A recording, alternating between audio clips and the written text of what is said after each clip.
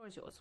Thank you. Next rejoinder has been requested by Jonas Sjöstedt from the Left Party. Floor is yours. Herr talman. Mr. Speaker, Anna Kinberg Batra. In 9 days, Donald Trump will become the President of the United States. We don't really know what to expect, but we do know that this is a person who has reactionary views, lack of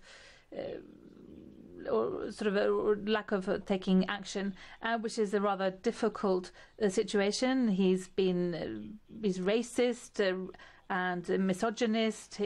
Not interested in the climate, not very good when it comes to impulse control. He's favourable vis-a-vis Putin. Putin may, of course, what's the catch? We don't know there. And he will soon become the supreme commander, the most powerful man in NATO. The United States has most nuclear weapons, etc. He will be controlling NATO policy in the future. He's the most important person there. And you want to become a member of NATO just when Donald Trump is going to take over. Do you feel safe with him as president? Anna Kinberg Batra, varsågod. Thank you, Anna Kinberg Batra. Well, thank you, Mr. Speaker, and thank you also to Jonas Sjöstedt. This was somewhat unexpected that you argued for NATO, because it is by building security with others to participate fully in these structures where security are being shaped, where we help each other. That is where we can make use of and where we can influence the role of the United States. That is where decisions are being made, and they're being made in consensus together with the USA at a negotiating table, instead of us being alone, being vulnerable, and in this context also a small country who would be bilaterally dependent on, well, all of this that I mentioned, and that is why we need to join. Thank you, Jonas Sjöstedt.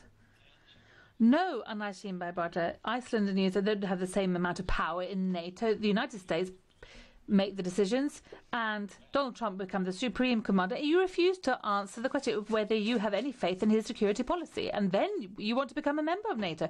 And not only that, the second most important military power, that's Turkey. There we have a dictator running Turkey, Erdogan, imprisoning people from the opposition, using the military against the Kurds, for example,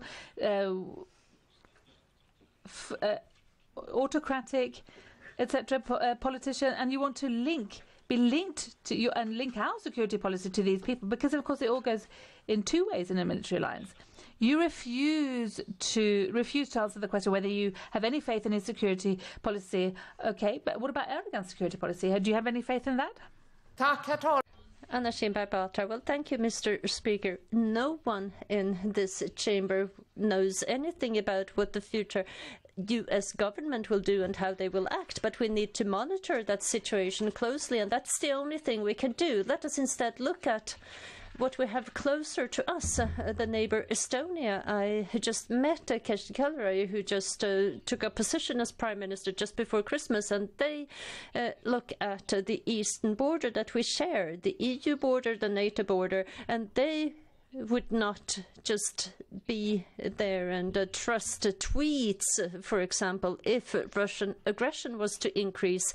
When things get difficult, then we have mutual agreements in a structure in NATO where decisions are being made in consensus, where all members participate in discussions around the table, and that is where decisions are being made, and it is crucial for Sweden to be able to participate. If not, we will be unilaterally dependent on someone, one president or another, and the whims of the round. The rejoinders